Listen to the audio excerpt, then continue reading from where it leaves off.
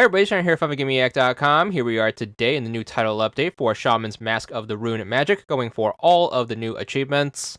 So we're going to be picking things up where we left off from last time, so make sure you pick Continue. That's going to put you at the point of the game right after the tutorial, and right after you choose your first spell type. It shouldn't matter which spell type you carry going forward, so it's going to more or less come to personal preference. The fire is going to deal more damage, and the special attack is going to have a lingering effect. However, the lightning is going to fire faster, and you are going to have a bit more range on its special attack. More likely than not, if you followed the same order that we did, you should be going into this having the lightning as your chosen spell type. So we're going to carry this forward for the sake of not having to replay the game. If you do not like using the lightning, you always can just start up a fresh playthrough, as the tutorial is only going to be about 8 to 10 minutes long or so. So it shouldn't take you too much time to get back to this point. So quick breakdown of all of the new achievements. This is also going to require 2 playthroughs. You're going to have to do a full playthrough where you make it all the way to the final boss and then defeat him. Then you're going to need to do a second playthrough where you make it as far as when you choose your second spell type. So make sure you do keep that in mind. For this first particular playthrough, we are going to try to take this one all the way to the end. So just make sure you follow this exact route and you should be able to get to the final boss, and hopefully you should also have a pretty good build to fight him and defeat him as well. So the first level after getting back should be pretty simple. It's more or less going to start with a tutorial on how to use your chosen spell type, and then as you get to the end, you're going to have a fight with one of the knights. Make sure you definitely get used to the dodge mechanic, as it's going to be invaluable as we get further into the game. Watch out for the archer, that's going to surprise you at the end, but once you defeat them, you're going to move on to the next screen. You're going to get a cutscene, make sure you get past this, and then we're going to load into the next level. Once you load into the next level, make sure you jump into this planter. You're going to grab the health power up to fill your health all the way back up. We're going to make our way forward carefully, and our first encounter is going to be against a knight. Again, make sure you play it smart, and then make sure you utilize the dodge mechanic to the best of your ability. Making your way forward, watch out for the archer. If you're quick enough, you can get under his arrows, since he is going to be standing on that barrel. Make sure you get underneath him, and then just slash him to death. We have a big wave of enemies right here. Make sure you use your special spell, and then make sure you get the one that's behind you. The 2 most important things with these levels with the normal enemies is to 1, not let the enemies gang up on you, and 2, not to have any enemies flank you. You're going to progress a little forward, and then you're going to have the second knight encounter of this particular screen. As soon as you see it, make sure you quickly turn around and then spam your magic to take out the archer. These types of ambush archers are always going to run faster than you, so you are going to need to take them out from afar. So make sure you save your mana for those encounters, and make sure you take them out before they can take you out. Make sure you finish off the night and then make it to the next screen. You're going to get another cutscene where you have a story choice. For this particular story choice, you want to make sure you choose the Old Manor as your next destination. This is going to be important not only for the next few achievements, but this is also going to be the path that's going to get us the build that we want for the final boss fight. We're going to start in front of the mansion out on the exterior right here. As you make your way forward, you're going to be hit with bats from both sides. Make sure you quickly take them out as they are swooping in on you. The timing should be pretty easy, so make sure you are slowing down once they start swooping in. That way you aren't messing up your rhythm, and we're just going to inch forward. Make sure you don't rush this. We do not want to take any unnecessary damage, and we're just going to keep pushing forward, dealing with the bats one at a time.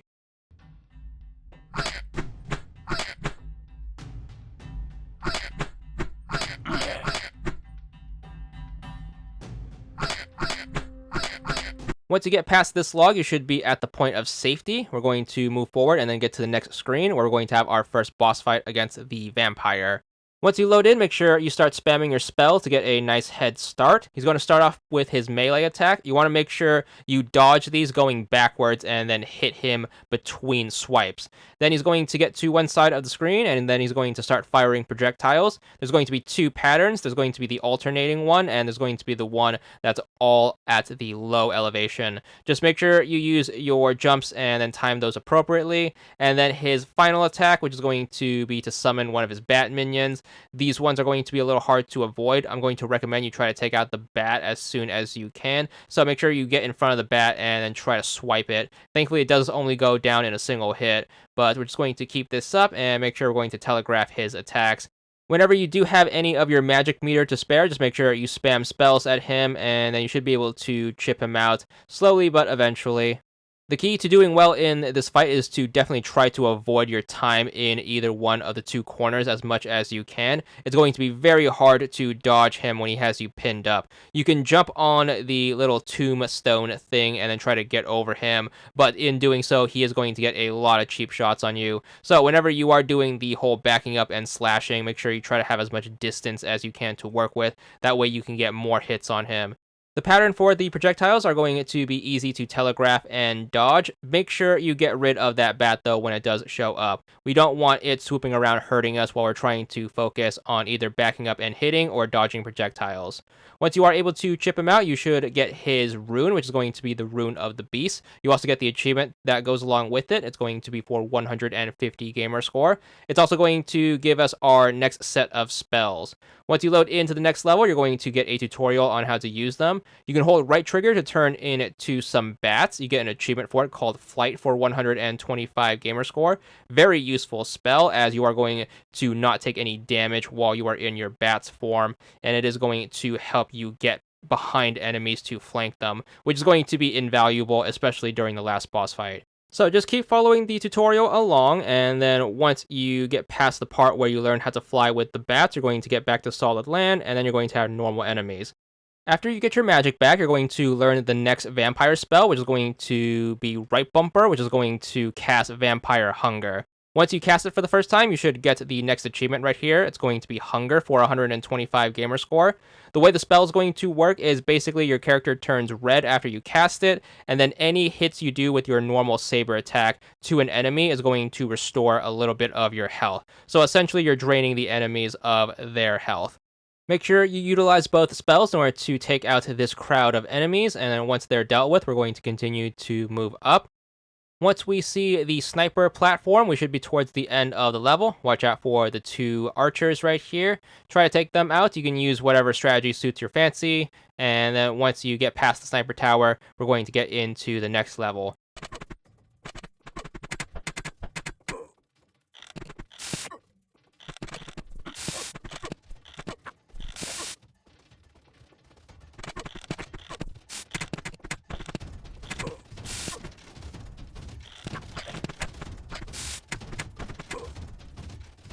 The game should be way easier at this point since you have so many spells to work with. As long as you learn how to use them effectively, you should be able to get past the stronger enemies.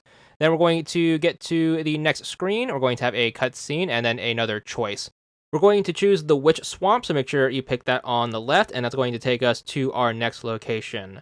This next screen can be a little tough since you are mostly dealing with knights. So remember your fundamentals. You definitely want to try to pile the knights up whenever you are dealing with a huge group of them so you can hit them all at the same time and you can time their attacks way better.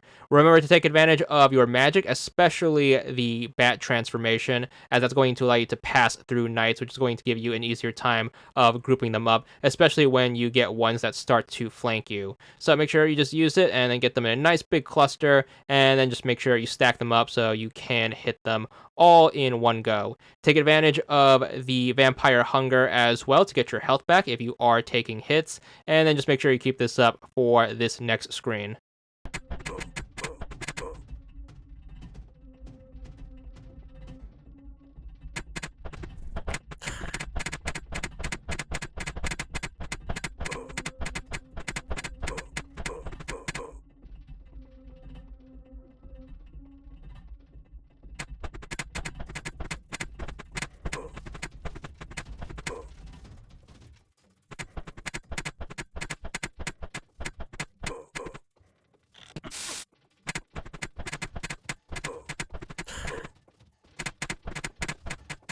So hopefully you are able to weather the onslaught of knights and then make it to the next screen. We're going to get to our next boss fight in the form of the witch.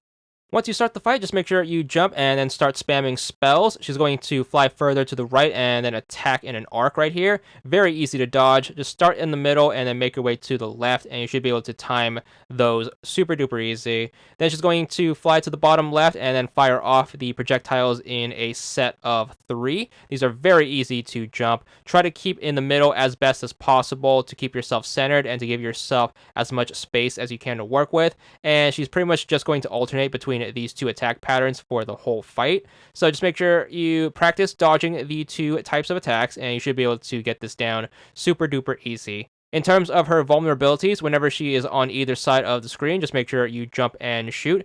The best time to deal damage to her, though, is whenever she is transitioning from the right side of the screen to the bottom left. You are going to want to definitely put up your Vampire Hunger and then just slash her as she flies through you. She cannot damage you with her own hitbox. She has to use her projectiles to hurt you. So just take advantage of that the best you can, and then just make sure you get back to dodging the projectiles. Once again, there's only going to be 2 attack patterns, and they're going to be very easy to telegraph. If you do want to play it risky, whenever she is in the bottom left corner, you can follow her there. You can stand super close, and that's going to allow you to get a ton of melee hits in. Do keep in mind this is going to come back the same way. You are going to be very vulnerable to all of her projectiles, so even though you can land massive damage, she's going to deal massive damage in return. So I'm going to recommend that you hold off on this until later on in the fight, and then use this as a way to finish her off, especially if you are getting impatient. If you are going to make this play, make sure you do go into it with a full health bar and then having your Vampire Hunger activated before you start swinging. Besides that, there's nothing wrong with taking the slow and steady route, so if you want to just keep up dodging the same 2 attack patterns, you are more than welcome to do that. Just keep in mind this is going to take longer, as you are going to chip away at her health bar slowly, but eventually.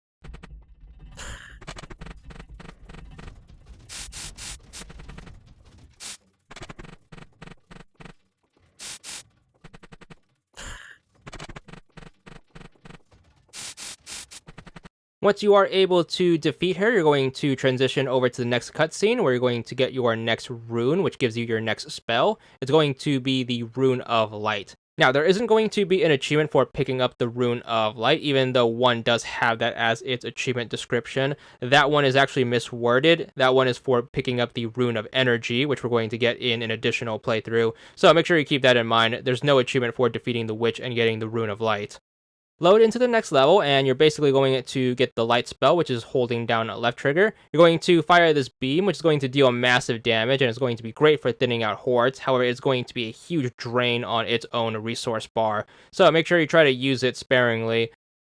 As you make your way forward, the other spell you're going to learn is going to be left bumper for casting blindness. This is basically going to just stun everyone on screen for a moment. It's pretty useful, however, once again, it is going to be a pretty big drain on resources, so try to use it sparingly. But with these 2 equipped, you should be able to get through the rest of the tutorial, and then we're going to move on to the next screen. We're going to get another cutscene right here. This is going to be the last level before the final boss fight. This one is going to be a little tricky. You're going to make your way forward. You're going to deal with the whole rogues gallery of regular enemies. But in the meanwhile, you're going to have a horde of zombies that are going to be constantly on your tail. So every now and again, you're going to need to turn around and then hit them with the left bumper in order to take them out. This is going to be the best means of dealing with them. You can use your normal attacks, however, they're going to spawn infinitely. So might as well save all of your left trigger spells for directly behind you, and then just make sure you use the rest of what you've learned in the game in order to get forward through all of the knights and the archers. Make sure you try your best in keeping up with thinning out the zombies. The reason for that is the game's dodging controls can be a little cumbersome if you're changing directions frequently, so make sure you don't have a knight pressure you to the point where you're turning, taking care of the zombies, and then trying to turn back to deal with the knight. Remember, your dodging controls are going to be relative to whatever direction you are facing, so try your best to adjust whenever you are turning around.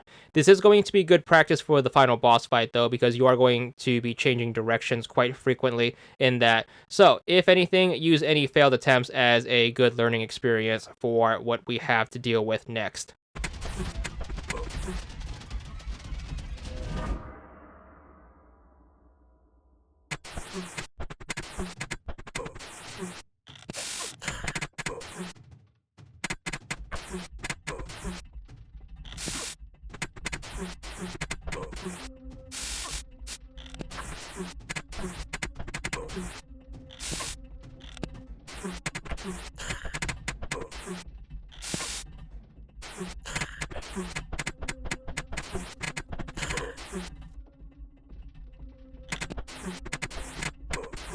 Once we see the big caravan of archers, we should be in the clear. Use your bat powers to get up this thing super quick and pass through them without dealing with a ton of damage. Once you get over it, you should be in the clear to start the final boss fight. Once you load in, make sure you start spamming both of your projectiles, your regular and your light beam. His first attack is going to be this force push. You want to do the same thing we did with the vampire. Make sure you back up and then slash between his attacks. Then once he gets to one side of the screen, you want to make sure you use your bats to close the distance. If you stand right in front of his fist, he's basically going to fire his projectiles out. You should be able to deflect them and then deal damage at the same time.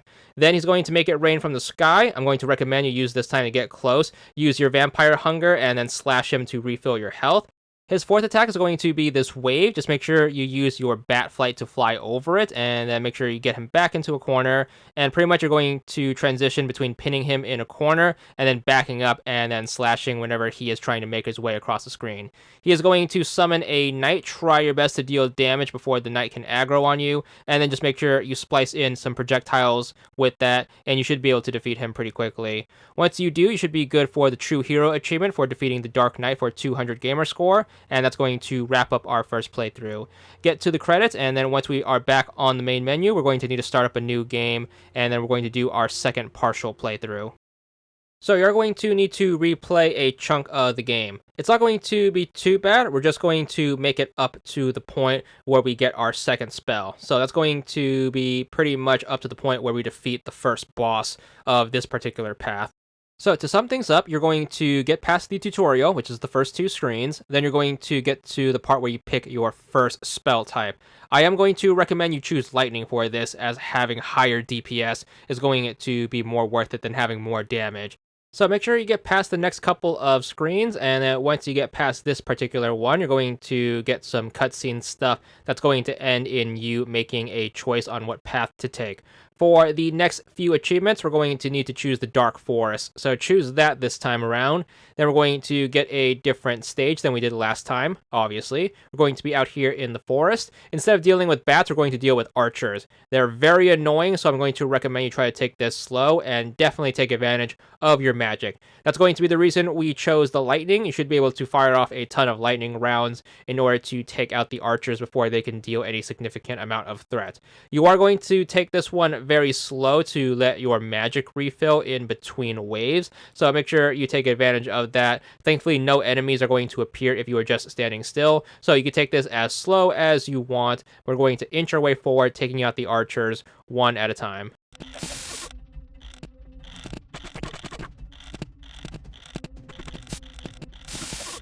So once you get through all of the archers, get over the cart, and it's time to start the next boss fight against the hunter. This one's going to be super duper easy. He's very easy to telegraph. We're just going to spam our magic and then keep our distance. You should be able to use your regular melee attack to deflect his knives. There's going to be a bit of timing on it. You do have to get the spacing right, but other than that, he's just going to charge at you. You can do the backup and slash method if you want, but you're mostly sticking to spamming your magic whenever you do have magic available.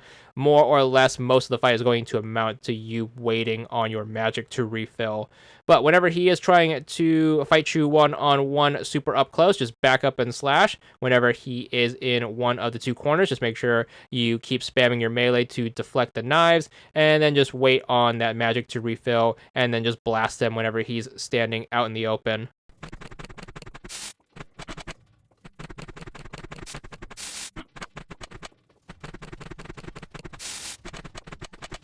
So once you take him out, you should be good for his rune, which is going to be the Rune of Energy. You should also get the Misworded Rune of Light achievement right here for 150 gamer score. That should leave us with just two achievements, which are both for using the spells that we get with this rune. So load into the next level and then use right trigger during this tutorial to use the energy slide. We should get this achievement right here called Big Dash for 125 gamer score. And then we're going to make our way a little bit forward up to the point where we take some damage. Then you want to make sure you hit right bumper, which is going to be the healing spell.